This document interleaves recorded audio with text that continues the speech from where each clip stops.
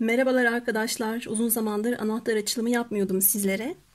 Hem kendiniz için seçebilirsiniz buradaki desteleri hem de karşınızdaki kişi için. Anahtar açılımını bilmeyen arkadaşlarıma ufak bir açıklama yapmak istiyorum. Bu açılım Osho'nun bir meditasyon, bir farkındalık açılımı aslında. Hem kendimizi hem de karşımızdaki kişiyi daha iyi anlamak, daha iyi tanımak için iç dünyamızda neler var, neler yok. Neleri bastırıyoruz farkında olmadan, neleri fark etmemiz gerekiyor. Bunlar üzerine ne yapmamız gerekiyor. Tüm bunları anlamak amacıyla bir açılım türü. Sizler için oluşturduğum 2 deste var. İstediğinizi seçebilirsiniz.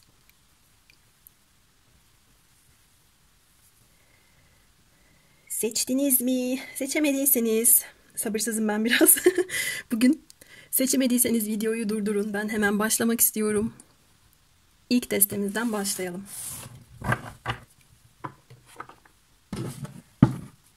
Bakalım aklınızdaki kişi sizinle ilgili iç dünyasında neleri bastırıyor? Sezinsel, mantıksal yanında neler var? Neye ihtiyacı var? Bedeninde, kalbinde ve benliğinde neler olup bitiyor? Ve neyin farkında olacak?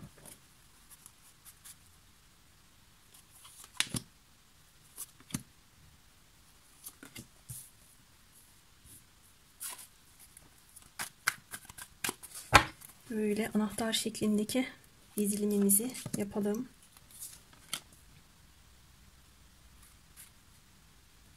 Bu kısımda seçemedim, kalp kısmında.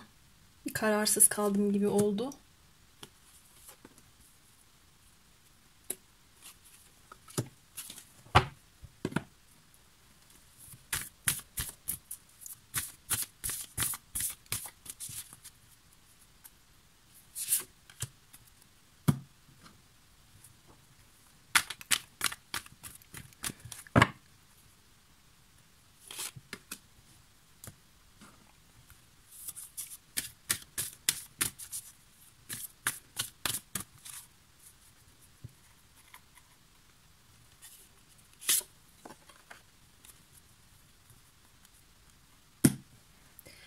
Hadi gelin başlayalım. Bakalım bu insan kendi içinde neleri bastırıyormuş sizle ilgili.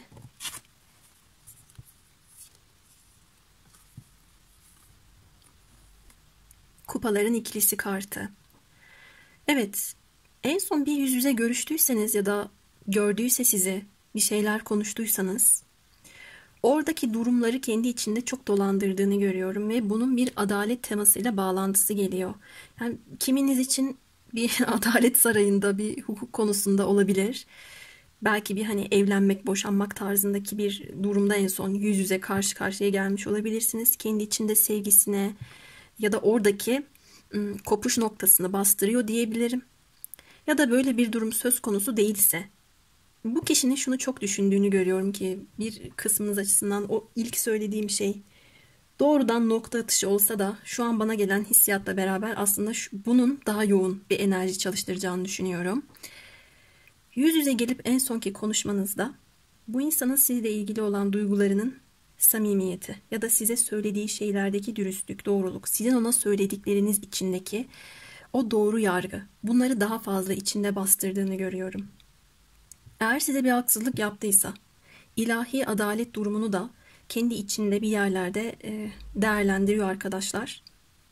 O terazinin kefelerine pek çok şeyi koyup değerlendirme yaptığında görüyorum. Şuradaki Ankh sembolü beni Lenormand Katina destesine götürdü. Bir utanç, suçluluk, vicdan azabı, bir zorluk, bir problem, bir sıkıntı. Sizle ilgili olan bir durumda sanki bu kişinin içine oturmuşsunuz. Burada da bir ayna resmedilmiş. Ona bir şeyleri aynalamışsınız. Bu böyle olması gerekiyor. Adil yol budur. Ya da dürüstçe sana duygu düşüncelerimi ifade ediyorum demiş olabilirsiniz. Ona kendi içindeki başka noktaları aynalamış, yansıtmış olabilirsiniz. Bunların değerlendirmesini yapıyor. 26 sayısı geldiği için beni yani herhangi bir ayın 26'sı olabilir. 26 ile ilgili bir şeye çok fazla götürdü. Ya da aynı şekilde bu insan da size öyle yapmış olabilir aynalama etkisinde. O da kendi ifade ettiği şeylerin dürüstlüğünü size yansıtarak bunu değerlendiriyordur içinde.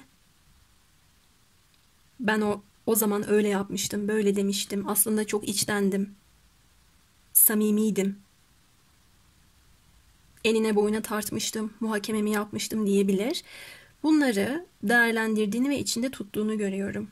Bu aslında elimdeki çok güzel bir kart. Yani olumsuz yönlerini de size aktarıyorum ama genel anlamda anlaştığınız, konuştuğunuz, herhangi bir ego durumunun olmadığı, güzel zaman geçirdiğiniz, mutluluğun, uyumun, ahengin olduğu bir ilişkiyi ya da böyle bir dostluğu simgeler.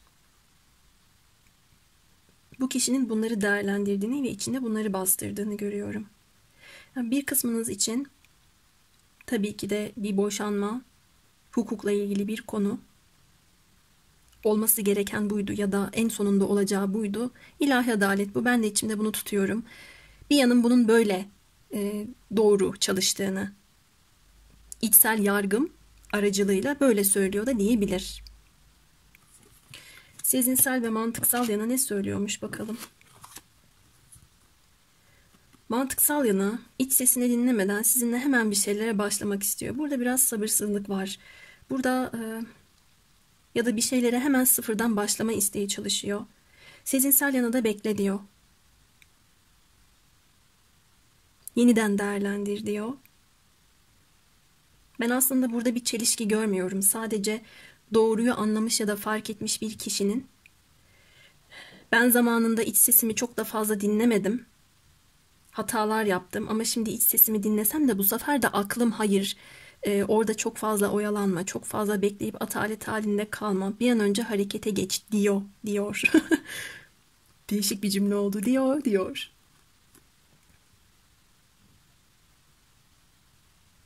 Bu kişiden bana gözü kara bir enerji geldi aslında. Bakın önünde de bir timsah var.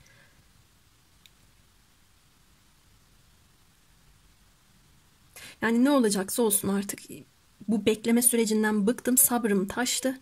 Yeteri kadar da bekledim. Önüme benim bir timsah da çıksa, bu kimilerine göre şuursuzca gelse, aptalca da gelse, ben diyor sanki adım atacağım diyor bu kişi. Bu kişide böyle bir enerji var arkadaşlar. Ya sizinle bir şeylere sıfırdan başlamak istiyor. Beklemiş. Daha fazla beklemek istemiyor. Ya da sıfırdan bir şeyleri sizinle başlamak olmasa da zamanında alamadığı kararlar için hayatını yenilemek, yeni bir başlangıç yapmak, yeni bir sayfa açmak gibi bir düşüncesi var. Sizi merak ettiğini de görüyorum.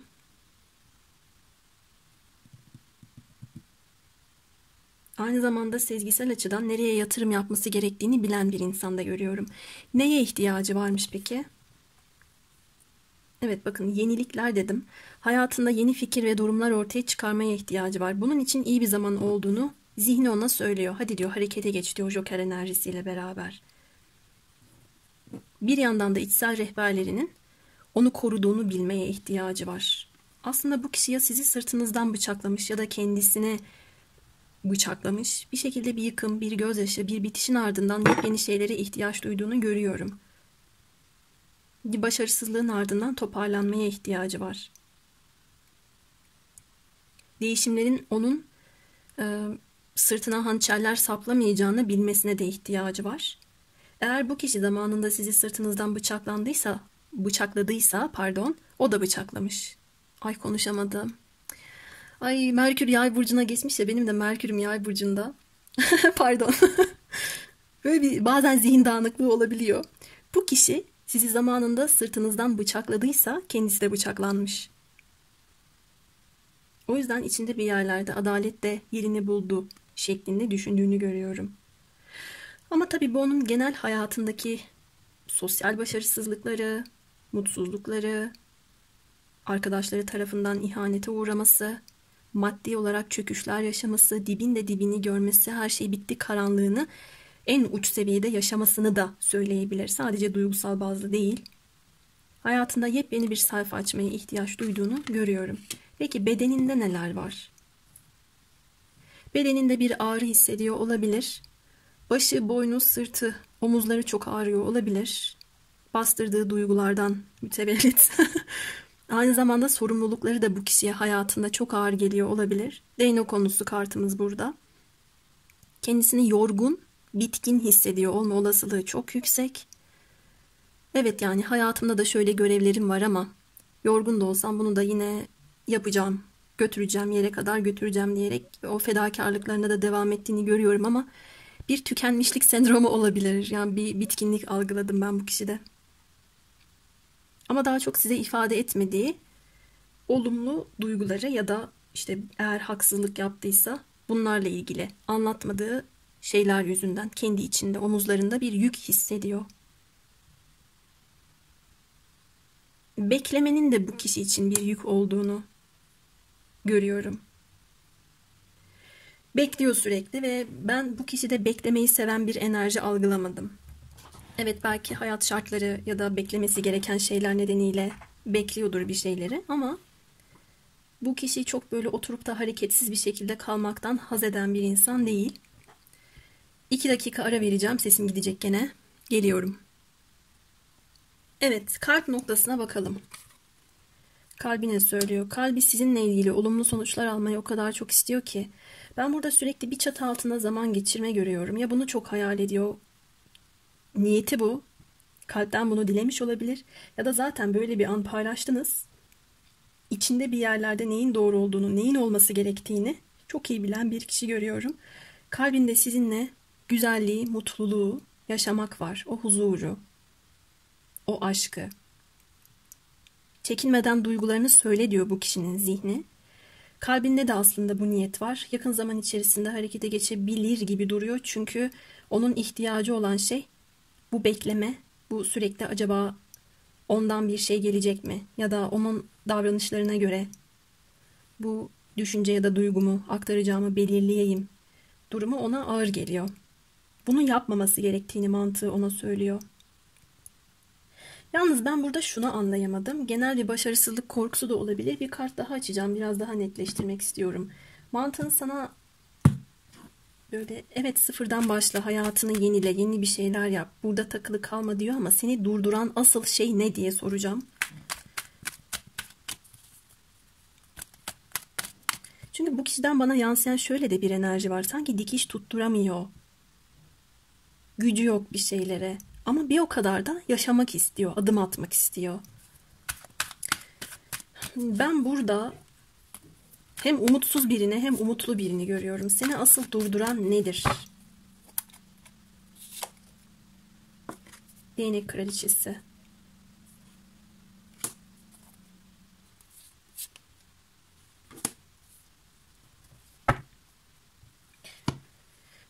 Sizin özgüveniniz, gücünüz, bağımsızlığınız olabilir. Kendisinin duygularının size yetmeyeceğini düşünmesi söz konusu olabilir. Hepiniz için geçerli olmasa da bir kadın bir erkek faktörünü görüyorum.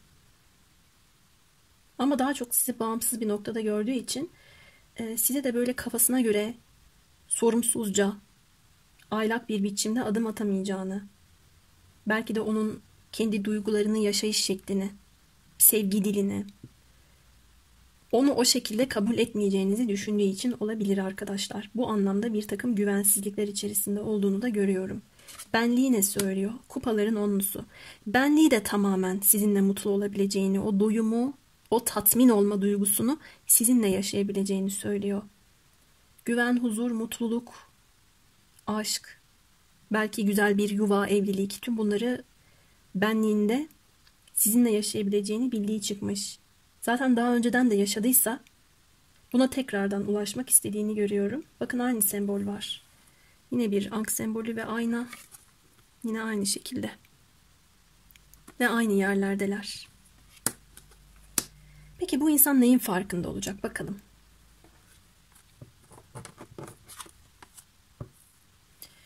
Sürekli hayal kurup durmanın, hayaller aleminde yaşamanın, herhangi bir eylem yapmadan sürekli varsayımlarda bulunmasının onu bir yere götürmeyeceğinin farkına varabilir.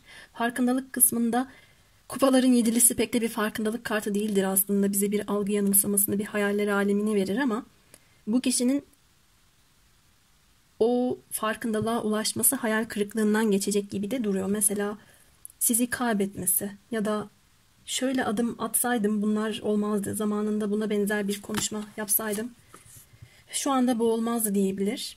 Seçim yapmada güçlük çekip duygu dünyasına çok fazla düşüyorsa artık mantıklı bir seçim yapmasının zamanı gelmiş olabilir.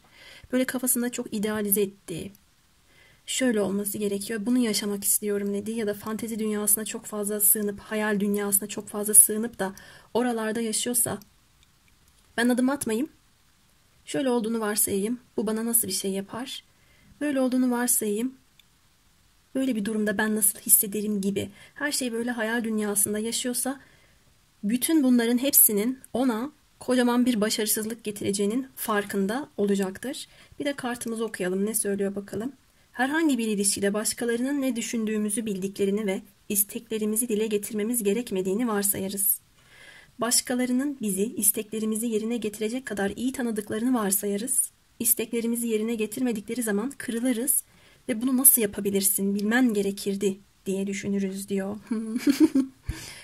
Bu kişi sizden de zamanında böyle şeyler beklemiş olabilir arkadaşlar. Başkalarının lafını sözünü dinleyip kendi kafasını karıştırmış olabilir. Buna izin vermiş, çanak tutmuş olabilir. Ona asıl başarısızlığı bu getirmiş olabilir. İhtiyaç duyduğu şey aslında bunları sizinle paylaşmak bile olabilir. Bu kişinin kendisini tanıma yolunda ona büyük bir rehberlik, ona hissettirdiklerinizle beraber büyük bir rehberlik sunduğunuzu düşündürüyor bana kartlar. Bu kişi kendisini tanıma yolunda ona aynalık etmişsiniz siz. Bunu fark edecek. Yani şöyle olsaydı ne olurdu ya da çeşitli varsayımlarla beraber bakın burada farklı kafalar gibi düşünebilirsiniz bunu. Kendi kafası bu aslında. Farklı kafaların düşüncelerine de atlamış, kendi algısını karıştırmış olabilir. Onu mu seçsem, bunu mu seçsem? Bunlar farklı kısmetler de olabilir tabii sizin haricinizde ama derinlerde bir yerde adaletli seçimin hangisi olduğunu çok iyi bildiğini görüyorum. Ama tabii sizin tavrınızdan, tepkinizden korkuyor da olabilir. Her ne kadar deste seç de olsa yine böyle çok yönlü bir okuma olduğunu gördük. Uyanı alıp kabul edin. Herhangi bir yaşanmışlığınız yoksa ben şu anda bu kişinin geçmişini yorumluyor olabilirim ya da sosyal çevresindeki durumları anlatıyor olabilirim size. Aslında gerek kalbinde gerek benliğinde mutluluk, doyum noktasına neye ihtiyacı olduğunu çok iyi bilen birisi var. Ama bu kişi böyle bazen beklemede kalarak, bazen sorumsuzca davranarak, bazen de birilerinin etkisi altında kalıp aklıyla hareket ederek hatalar yapmış bir insana benziyor. Böyle bir enerjide algıladım baktığım kadarıyla. Evet, ilk deste için söyleyeceklerim benim bu kadardı. Durdurmadan hemen ikinci desteye geçiyorum.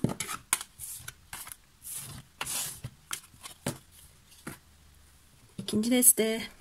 Merhabalar. Bakalım sizin anahtar açılımınız nasıl çıkacak? Dizilimi yapalım. Bu kişi sizle ilgili içinde neler bastırıp baskılıyor? Zihinsel ve mantıksal yanında neler var? Neye ihtiyacı var? Kalbi, bedeni ve benliği sizle ilgili neler söylüyor ve neyin farkında olacak?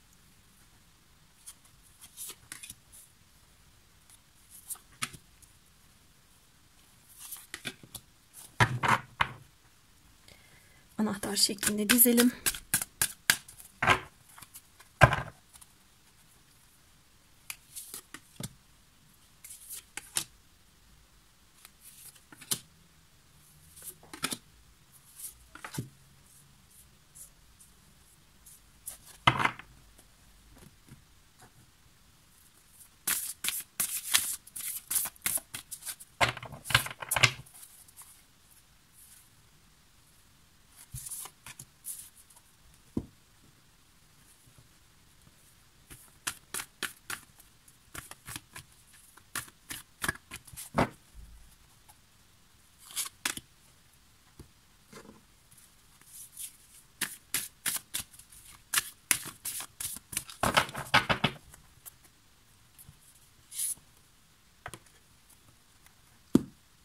Evet, önce içte bastırılanlarla başlayalım.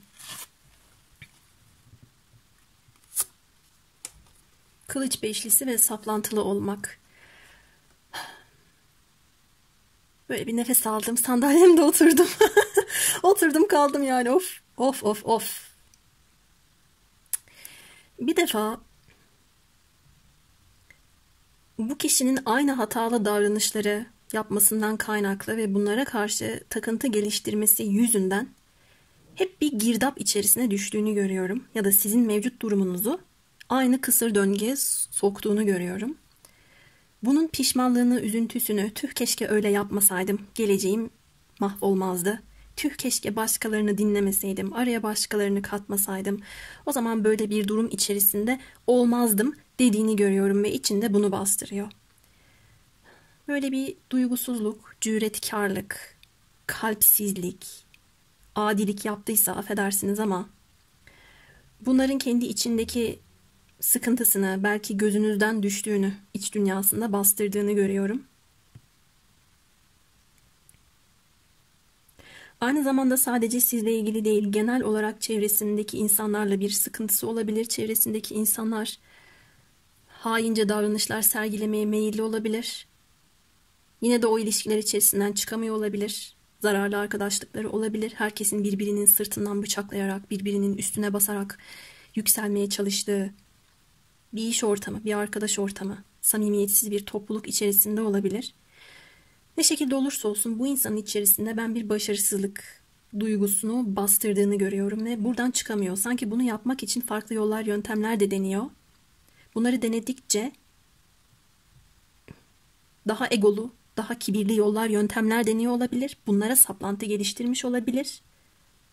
Ama yine de mutsuz olduğunu görüyorum. Bu saplantılı olmak kartı beni nedense şeytan kartının enerjisine götürdü ve korku, başarısızlık, mutsuzluk, ego, kibir gibi duygu durumlarını ben bu insanın içinde çok fazla bastırdığını görüyorum. Ama bana şöyle bir farkındalık da geldi ki açılıma devam ettikçe bu kişinin duygu düşüncesini yorumlayacağım. Ama bana geçen enerji, bu insan bu duygularla baş edemiyor. Bu duyguların onu ne kadar rahatsız ettiğini, ona asla iyi gelmediğini biliyor. Dışa vurum yaptığını da görüyorum. Farklı insanlara çatıyor olabilir. Sataşma enerjisi var. Ama daha çok o saplantılı duyguları içinde yaşadığı çıkmış. Saplantı, saplamak. Bıçaklar, hançerler dikkatimi çekti. İçine bir duygu saplanıyor. Ben şu kısma geçmeden soracağım. Senin içine saplanan duygu ne? Oturduğum yerde bana da bir şey oldu çünkü. Of. Senin içine saplanan duygu ne?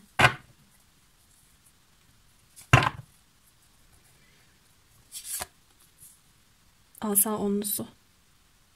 Taşıyamıyorum diyor.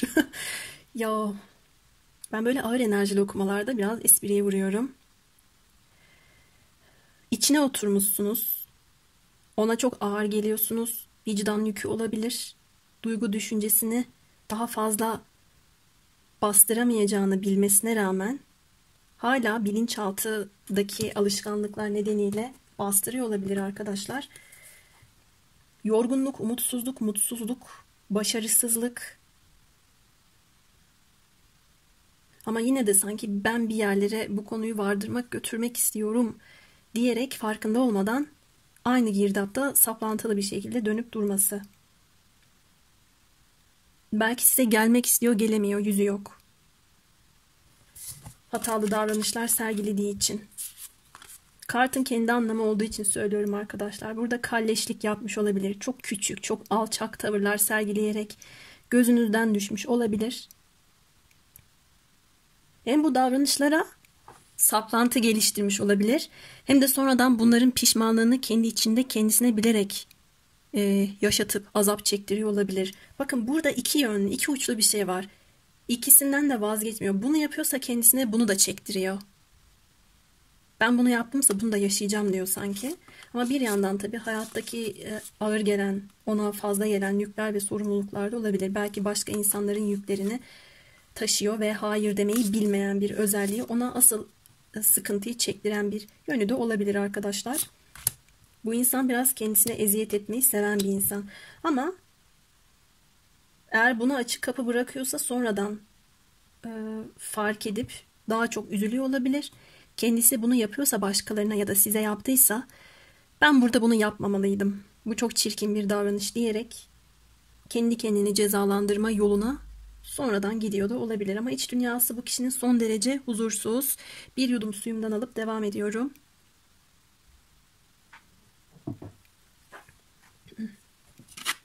Sezinsel yanı ne söylüyor? Mantıksal yanı ne söylüyor?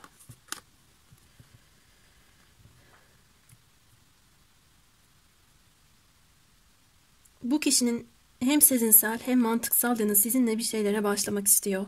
Oturup konuşmak istiyor. Zaten böyle bir an paylaştıysanız bunun devamını getirmek istiyor. Oradaki konuşmalarınız, oradaki paylaşımlarınızın bu kişiyi fazlasıyla etkilediğini görüyorum. Eğer sizle ilgili yeni bir başlangıç yapmaya dair bir hevesi vardıysa ve yapamadıysa, bir takım terslikler olduysa, özellikle de aranızı bozan birileri olduysa, iç dünyasında sizin onun için doğru insan olduğunuzu ruhsal olarak bildiğini görüyorum. Ona tutku ve heyecan hissettirmişsiniz. Daha önceden paylaşmadığı ya da uzun zamandır hissetmediği şeyleri ona yansıtmışsınız, hissettirmişsiniz.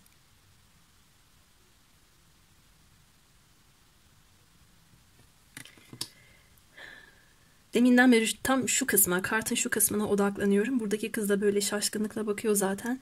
Burada notalar. Bir sanki yaprak bana bir şans enerjisi veriyor. Açılmış bir sayfa, sanki yazdığı, döktüğü, içindeki duygularını aktardığı ya da acaba hangi yolla bunu yapsam dediği şeyler çıkmış. Sezinsel olarak dinlediği şarkılar ona sizi hatırlatıp hissettiriyor olabilir.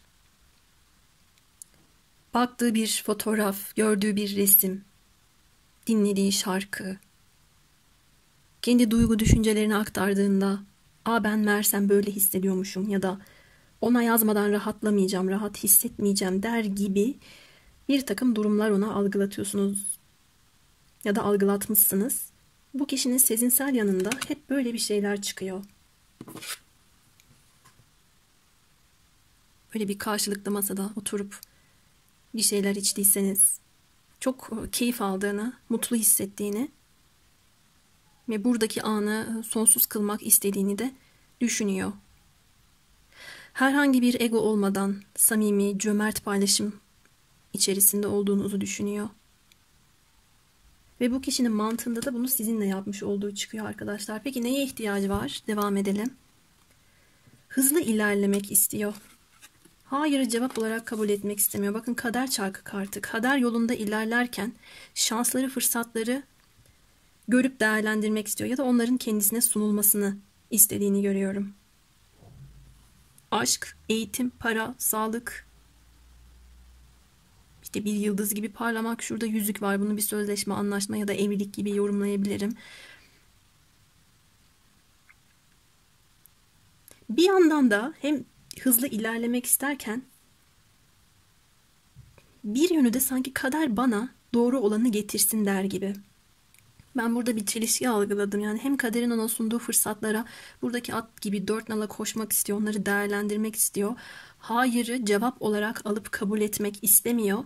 Hem de böyle ilerlemeden ya da bir ışık görmeden mucizevi çözümlerin ortaya çıkmasını beklemekten yana.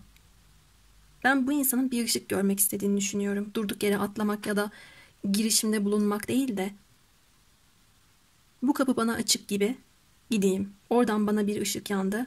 Adım atayım. Şöyle bir iz belirdi. Tamamdır artık. Beklemeyeyim. Devam edeyim der gibi. Bu kişinin ihtiyaç duyduğu şey bir şans yakalamak. Belki sizinle, belki kendi hayatında iyi hissedeceği diğer faktörlerle buradaki saydığım. Buradaki kadın da bu çarkı çeviriyorum söyle bakalım ne istersin ya da bakalım şansına ne çıkacak der gibi bir eminlikte resmedilmiş.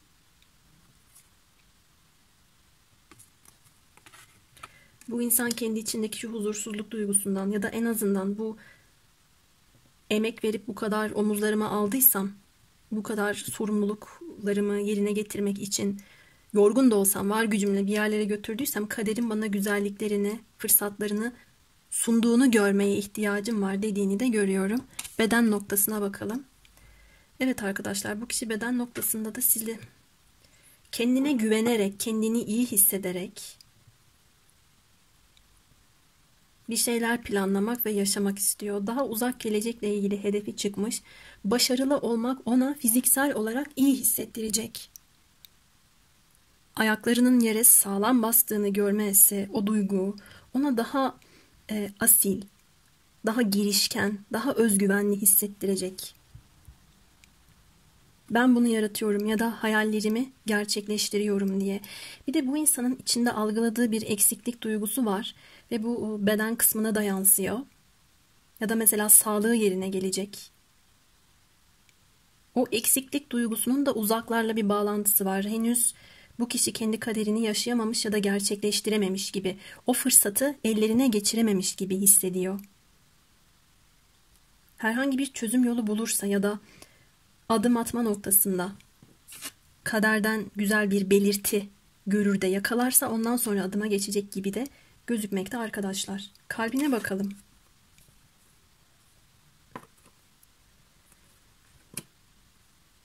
Kalbinde de yeni yollar arama, yeni taraflara gitme, aşk adına bakış açısını tamamen değiştirebileceği farklı kıyılara gitme çıkmış. Buna mecbur olduğu için de olabilir, uzaklarda olabilir sevdiği.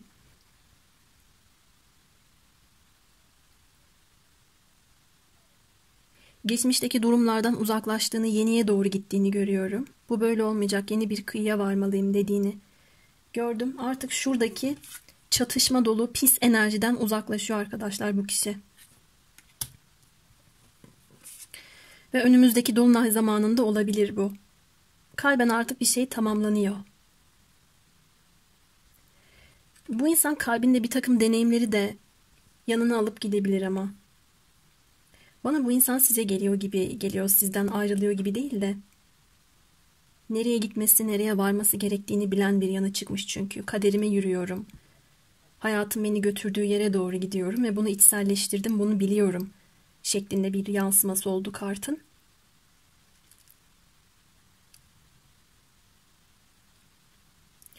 Ama şu noktaya gelinceye kadar bunu anlaması için de belki kendisine o kötü davranışlarda bulunulması gerekiyormuş ya da size böyle davrandığı için ondan sonra algılayıp durumları yeni bir perspektiften bakma durumunu yapmış.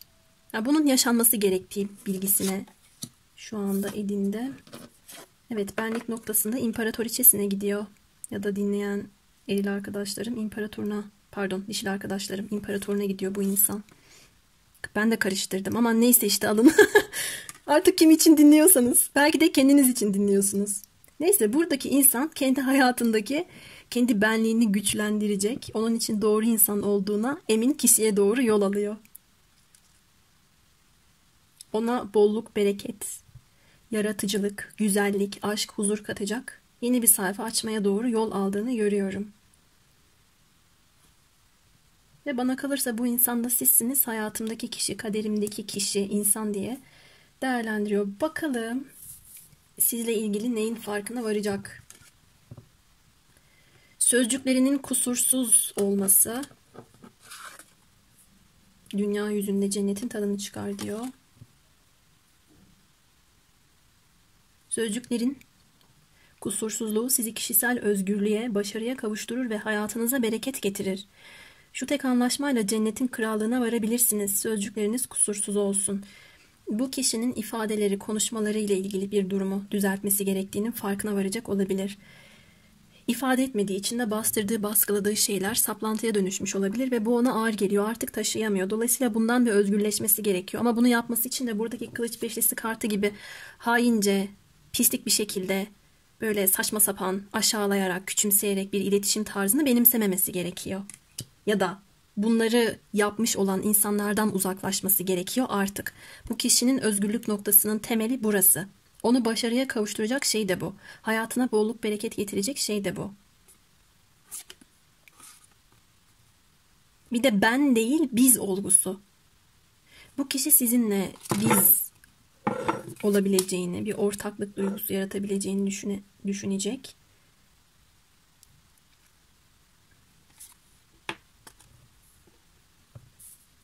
Bakın bu kişi bu tarafa doğru bakıyor, imparatoriçesine doğru.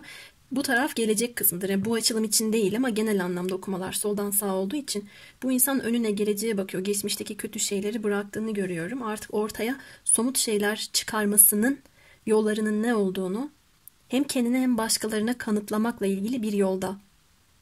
İlkeli, dürüst, çalışkan olursa kendi hayatına bir bolluk bereket geleceğini, sizle ilgili olan durumları da düzeltebileceğini, sizle bir hayat kurabileceğini düşündüğünü görüyorum. Ve ben burada bir ilkbahar teması aldım arkadaşlar. Önümüzdeki ilkbahar döneminde bu kişiyle tekrar bir şeylere başlayabilirsiniz ya da mevcut durumlarınızda bir iyileşme, bir toparlanma görebilirsiniz. Evet, ikinci deste için de söyleyeceklerim benim bu kadardı. Umarım memnun kaldınız. Sonraki açılımlarda görüşmek üzere. Kendinize çok iyi bakın.